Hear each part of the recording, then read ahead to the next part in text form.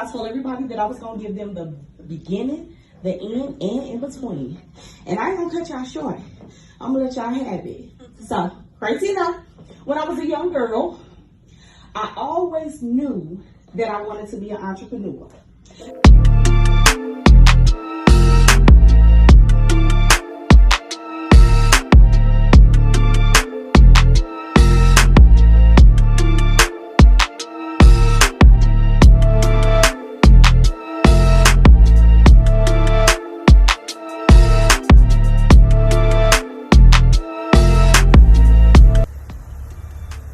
My husband did. This man outdid himself this time, baby. Check my new baby out. Welcome back, guys. I trust you are doing well. Now, the couple you saw in the introduction of the video is a power couple who were living in Atlanta, Georgia. You could see that they have the money, they seemed happy, they seemed like they had the love, they had the kids, they had the friends, they had the network. They seemed to have everything that somebody would want or actually kneel down and pray to God for. So, riddle me this. What then would result in this couple being found dead in their apartment and the police classifying the possible cause of death as a murder-suicide? This is the true crime story of the power couple, Keianna Burns and her husband, Ronald Burns, and how a life that seemed so close or a synonymous life of paradise came crashing down under very devastating circumstances, which ended up leaving 8 children alone without no surviving parents. If you are ready for this true crime story, please just buckle up and let's go. Now, this couple seemed to have it all.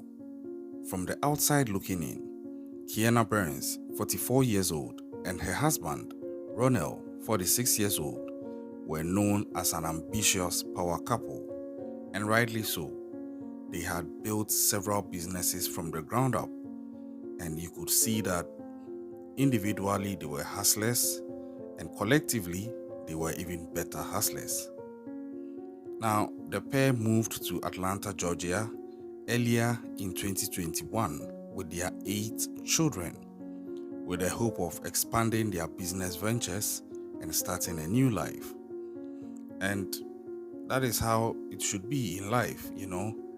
Back in the Akan tradition in Ghana, West Africa, there is actually a proverb that says, permit me, I'll say this in Chi, the local dialect, I'll translate afterwards. The proverb says that,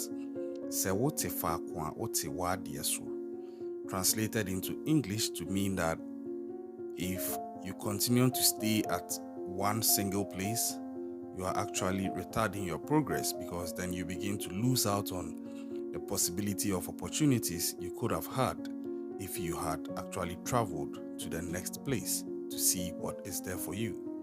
So, in line with this, the couple actually traveled to Atlanta, Georgia. They relocated with their 8 children in hopes of expanding their business ventures and starting a new life.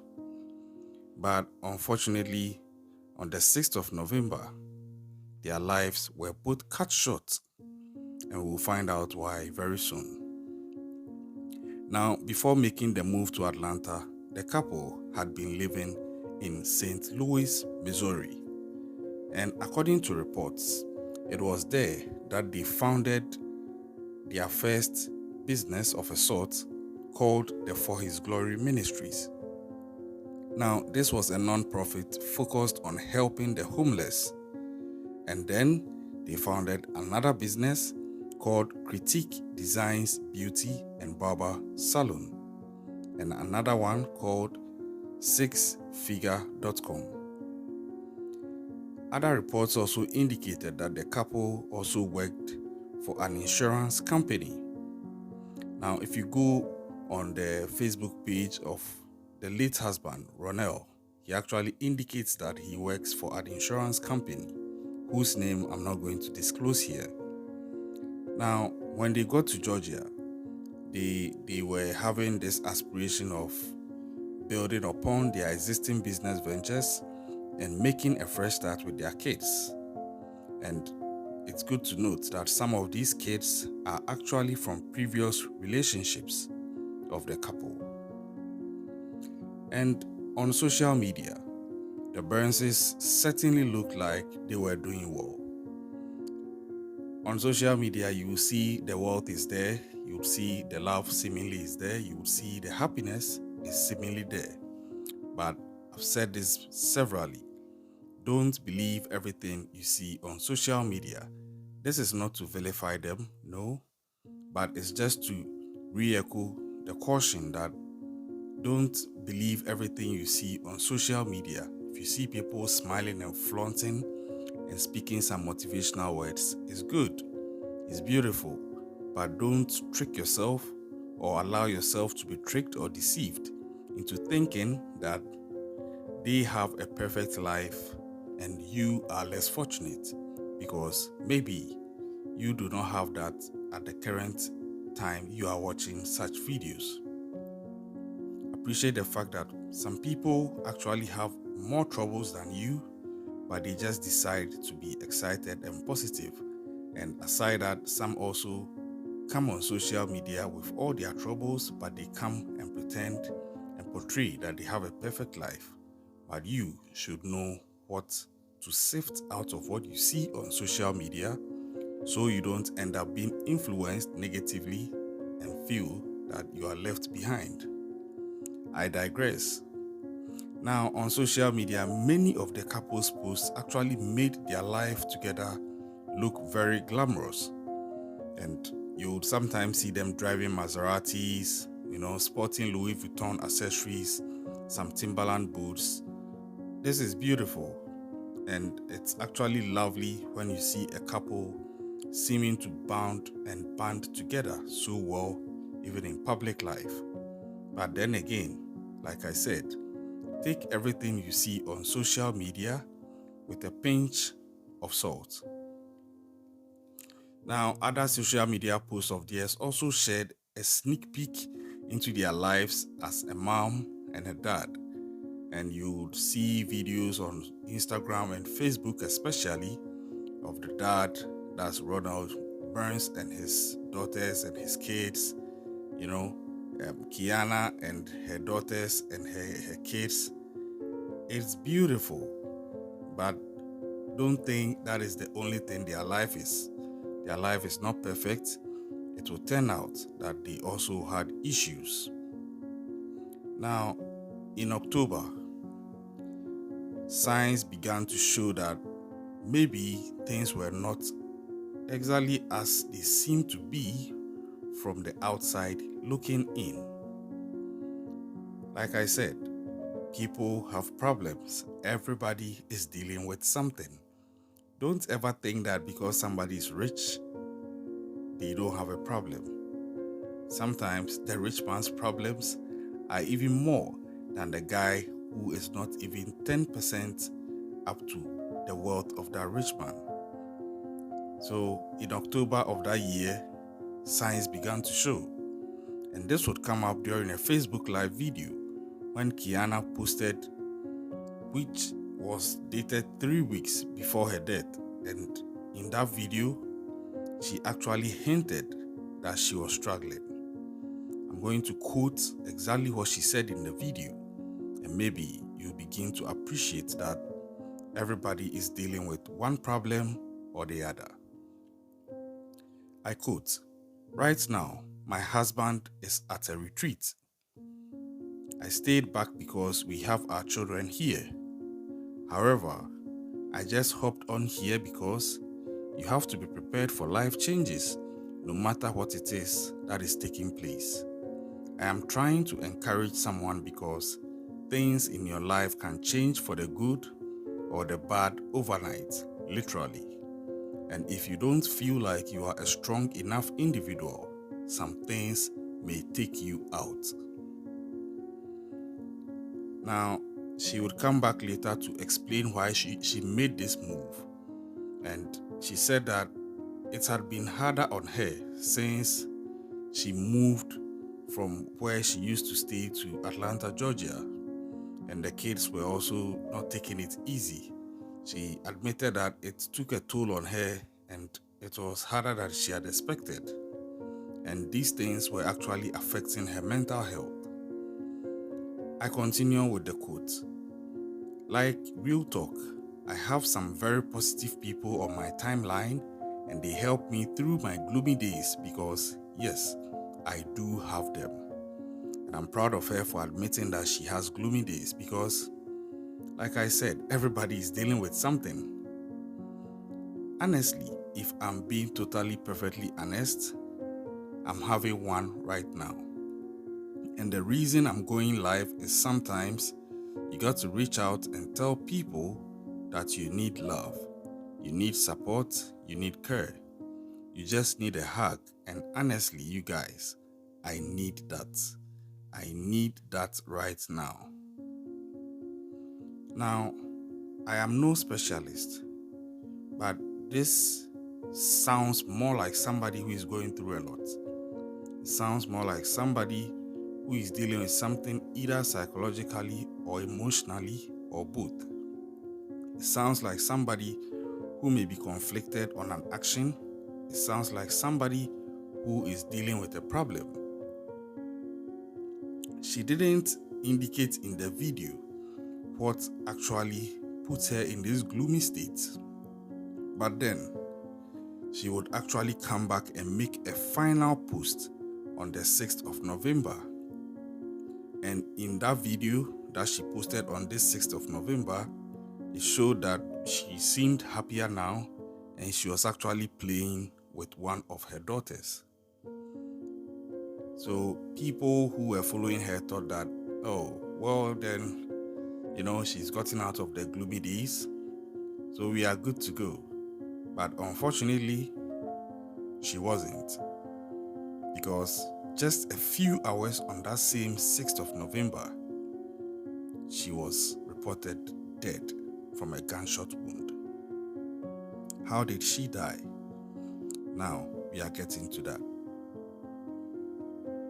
Police reported to the scene, and in this case, the crime scene was the home of Keianna Burns and Ronald Burns. And police preliminary investigations noticed that both of them had died from gunshot wounds. But before you get ahead of yourself, this is what they also noted. It was not a robbery. It was actually a murder-suicide. It was a domestic violence gone to the extreme, where both parties to the marriage had lost their lives.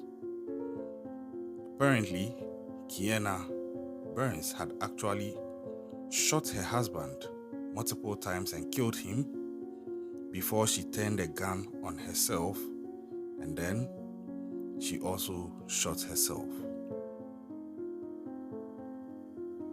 That is very unfortunate. Like I said, I don't know what she was actually dealing with, but this looks like the culmination of the things that she may have been dealing with, part of which she actually tried letting out in that Facebook post before this unfortunate incident.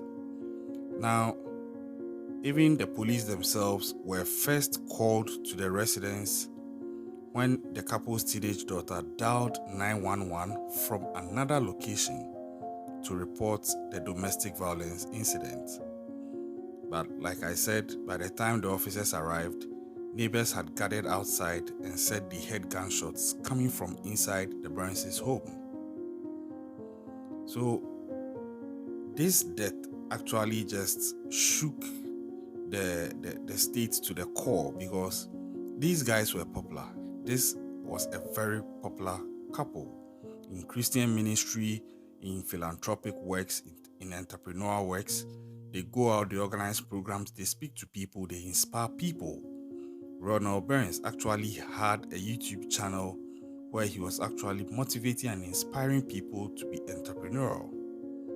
So imagine this is actually one of your mentors that you're actually learning some precious lessons from to build your life, and the next thing you hear, he's caught up in a murder suicide, killed by his wife, and his wife also commits suicide. It might drive you off the deep end because you might begin to question what you were also following. So this is very unfortunate, and when this happened, a lot of rumors also started circulation. So you would hear people say things when you are not there or when you are dead, but if you are alive and well, all these people will be smiling with you. Here are some of the rumors that came up after the loss of this couple. First speculation indicated that Keianna was driven to kill her husband after she discovered that he had been cheating on her. Now, another speculation was that the couple were in a terrible debt and that Ronell was a con man who ultimately swindled Keianna. So it just gets murky from here. You know, the wild allegations come up and people speak as though they had an insight into the personal lives and secrets of this couple. But most often than not, the people who do these things don't actually know anything about them. And the public interest had also led to some people deciding that they were going to dig up dirt on the couple's lives. And in the process of doing so, some dirt was dug up on Ronald's spotty past. Apparently, it included a questionable appearance that he made on the TV show Divorce Court 8 years before his passing, during which Ronald appeared with his then ex-wife, or with his then wife, Avis. Now, according to Avis at the time, Ronald was a chronic cheater who made terrible financial decisions and ruined her credit. But to counter her point, Ronald at the time indicated that Avis also wasn't that clean either, and that he had also caught her in the middle of her own affair. Now, following their divorce, Ronald apparently remarried, found God, and appeared to be a changed man. But as to whether or not that was exactly the case, and if it in any way led to his death, that is something that I cannot confirm here. All these are rumors that were put up by people after this couple lost their lives. Now, here are my 2 cents. First of all, I wish them a peaceful rest as they've passed on. Secondly, I wish their families the strength to move on. Third, please, if someone passes, it's expected that you try not to speak ill of the dead, especially when you don't even have facts to back it up. It's very, very distasteful when things like this happen and people begin to cook up stories and say things that they can't corroborate. I don't condone to that, and I don't think anybody would do that if it was a member of their family. Fourth, please, if you are having any challenges, emotional, physical, mental, seek help from the appropriate quarters. I saw Keianna trying to do so, and I'm not trying to blame her or victim blame anything, but I don't think social media is the best place to find that support.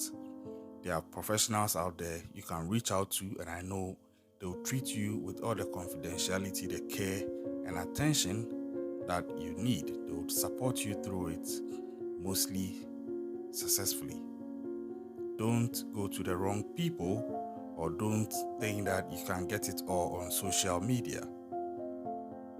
We at this channel, our heart goes out to the kids.